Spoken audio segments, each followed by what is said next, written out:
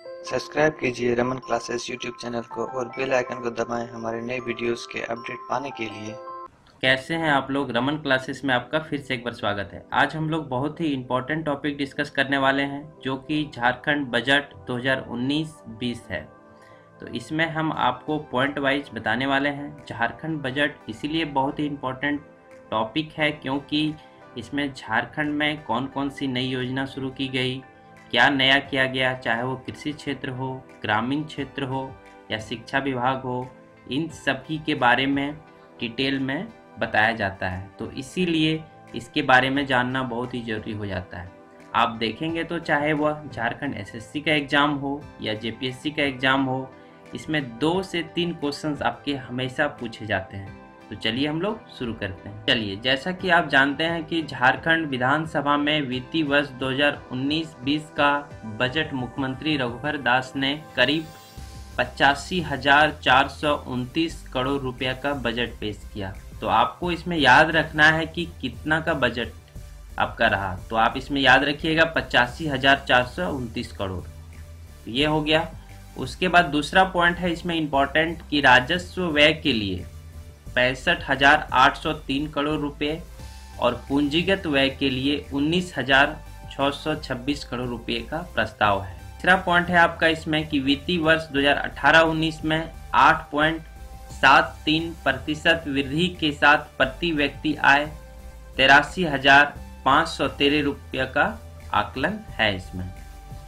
चलिए, चौथा point important point आपका है कि लगातार 5वीं बार बजट पेश करने वाले पहले मुख्यमंत्री आपके रघुवर दास हुए।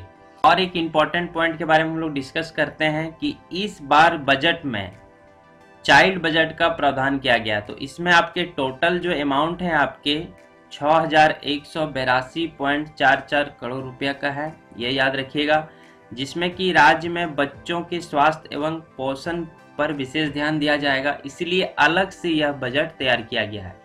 मतलब आपका जो चाइल्ड बजट है ये अलग से तैयार किया गया। तो क्वेश्चन आपका पूछा जा सकता है कि इस बार जो है अलग से कौन सा बजट आपका तैयार किया गया, तो वो आपका चाइल्ड बजट है।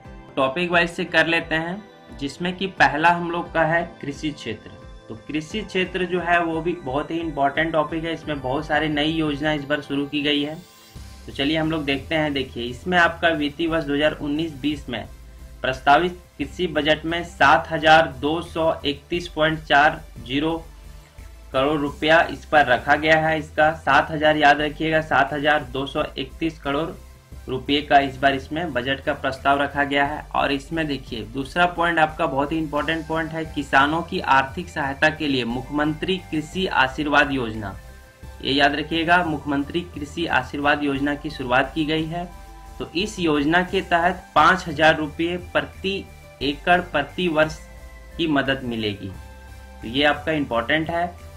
तीसरा आपका है कि ई नाम में निबंधित सभी किसानों को मिलेगा स्मार्टफोन। सभी किसानों को स्मार्टफोन आपका दिया जाएगा। इसमें महाराष्ट्र की तर्ज पर सूखे से निपटने के लिए सुजलाम सुफलाम योजना शुरू की गई है। सुजलाम सुफलाम योजना शुरू की गई है। इस योजना के अंतर्गत सूखाग्रस्त जिलों में नाला, झील, डैम एवं तालाब का निर्माण किया जाएगा ताकि इन ढांचों की मदद से पानी की क्षमता को बढ़ाकर कृषि कार्य में मदद किया जा सके। इस योजना के लिए भारतीय जैन संगठन नामक संस्था से MOU साइन हुआ है। तो देखिए इसमें आपका इम्पोर्टेंट है कि कौन सी संस्था इसमें आपका MOU साइन हुआ है। तो भारतीय जैन संगठन नामक संस्था, ये याद रखिएगा।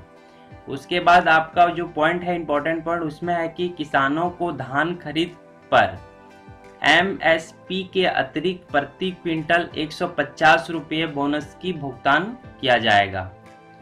उसके बाद आपका 1200 किसानों को मधुमक्खी पालन से जोड़ने के लिए शुरू होगी मीठी क्रांति। तो देखिए क्वेश्चंस आपका यहाँ से भी बन सकता है कि मीठी क्रांति किससे रिलेटेड है, तो मधुमक्खी पालन से रिलेटेड है। तो कितने किसानों को किया जाएगा इसमें, 1200 किसानों को इसमें किया जाएगा। वित्तीय वर्ष 2019-20 में खूंटी, सरायकेला, खरसुआ, लातेहार, रामगढ़, हजारीबाग, कोडरमा, धनबाद, दुमका, पाकुड़ एवं जामताड़ा जिले में 5,000 मैट्रिक टन क्षमता के शीत गृह का निर्माण किया जाएगा। उसके बाद वित्तीय वर्ष 2019-20 में 100 प्रखंडों में कोल्ड रूम का निर्माण करने का लक्ष्य है। तो ये सब आपके इम्पोर्टेंट पॉइंट है, आप इसको लिख भी सकते हैं।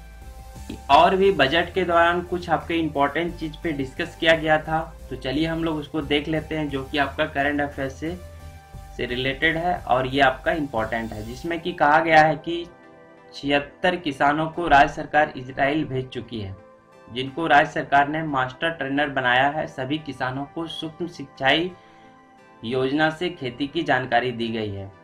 तो इसमें आपका कहा गया है कि जो 76 किसानों को राज्य सरकार इजराइल भेज चुकी है ट्रेनिंग के लिए। तो इसमें क्वेश्चंस बन सकता है कि कहाँ भेजी है किसानों को, तो इजराइल भेज चुकी है। तो चलिए, और आपका जो इसमें है कि ग्लोबल एग्रीकल्चर एवं फूड समिट 2018, ये आपका बहुत ही इम्पोर्टेंट है।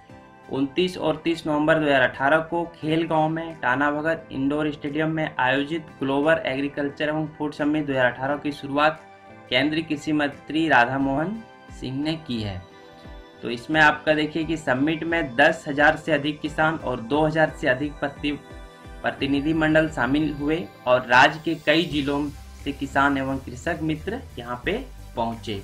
तो इसमें आपका जो इम्पोर्टेंट है उसमें कि कहाँ पे ये आपका हुआ, तो ये आपका रांची में हुआ, वो आपका खेलगांव में हुआ। तो ये इम्पोर्टेंट है। और इसमें जो कुछ बातें याद रखने योग्य है, जिसमें कि आप फोकस कंट्री, इसमें फोकस कंट्री आपका मोरक्को हुआ और साझेदार देश के रूप में आपका ट्यूनीशिया, चीन, इजराइल, फिलीपींस और मंगोलिया, ये सब आपके साझेदार देश हैं। चलिए अब हम लोग देख लेते हैं दूसरा जो टॉपिक है आपका पशुपालन एवं मत्स्य विभाग में आपका क्या नया किया गया। देखिए, राज्य सरकार ने वित्तीय वर्ष में भी 641 टाना भगत के परिवार को 100% अनुदान पर प्रति परिवार 4 गाय देने की घोषणा की गई है। उसके बाद डेयरी कृषकों एवं महिलाओं स्वयं सहायता समूह को सदस्यों को 50 गाय की कामधेनु डेयरी फार्मिंग योजना देने की घोषणा की। राज्य में गौशाला के माध्यम से प्रगतिशील पशुपालन द्वारा कैटल हॉस्पिटल की स्थापना का प्रस्ताव किया गया है इस बार देखिए, ये आपका बहुत ही इंपॉर्टेंट है। राज्य सरकार ने रांची स्थित मुख्यालय में एक मिल्क प्रोडक्ट प्लांट आपका लगेगा, वो रांची में लगेगा। इसकी अगले साल 80 पोर्टेबल मत्स्य हैचरी का निर्माण करने का लक्ष्य रखा गया है।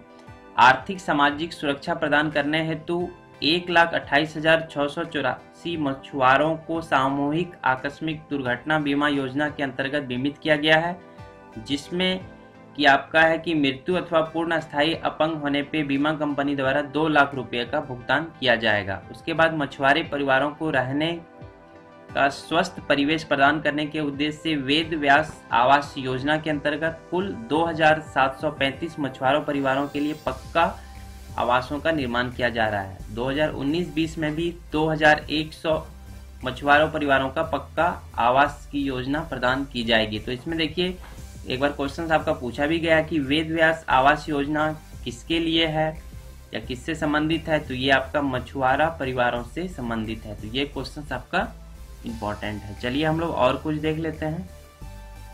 चलिए अब लेते हैं जल संसाधन।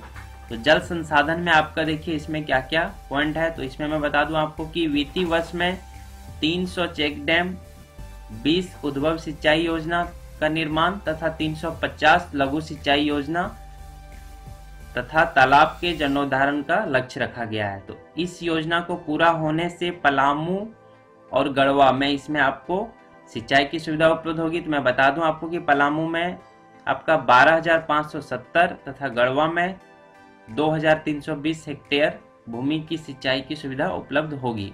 तो इसको फायदा किसानों को आपका मिलेगा। तो पलामू तथा गढ़वा में सिंचाई क्षमता को बढ़ाने के लिए राज्य सरकार ने 1,169 करोड़ रुपए की लागत से एक नई योजना शुरू की है। चलिए, तो ये आपके जल संसाधन से रिलेटेड था। और इसमें एक इम्पॉर्टेंट जो जिस पे चर्चा किया गया है बजट में आपका, वो आपका करंट अफेयर के ख्याल से बहुत ही इम्पोर्टेंट है। तो मैं बता दूं आपको कि मंडल डैम नॉर्थ कोयल प्रोजेक्ट का शिलान्यास प्रधानमंत्री नरेंद्र मोदी जो कि आपके 5 फरवरी को पलामू में किए। इस योजना के बन जाने से झारखंड के कई गाँव के किसानों को लाभान्वित होंगे इससे, जहाँ की आपका 19,604 हेक्टेयर भूमि सिंचित होगी और लोगों को बिजली भी मिलेगा। तो इसमें आपके क्वेश्चंस ऐसा पूछे जाएंगे कि आपके प्रधानमंत्री नरेंद्र मोदी ने कौन से डैम का आपका शिलान्यास जनवरी में किया, तो वो आपका मंडल डैम या नॉर्थ कोयल प्रोजेक्ट का शिलान्यास किया। इस तरह के क्वेश्चंस आपके पूछे जा सकते हैं एग्जाम में। तो चलिए, ये थे आपके जो बजट से रिलेटेड कुछ जानकारी, जो कि आपका पार्ट 1 है। बाकी बात जो होगा हम पार्ट 2 में लेकर के आएंगे। तब तक आप हमारे चैनल के साथ बने रहिए। जो सब्सक्राइब नहीं किए हैं वो जरूर सब्सक्राइब कर लें हमारे चैनल को, और लाइक शेयर कमेंट करना ना भूलें। Thank you.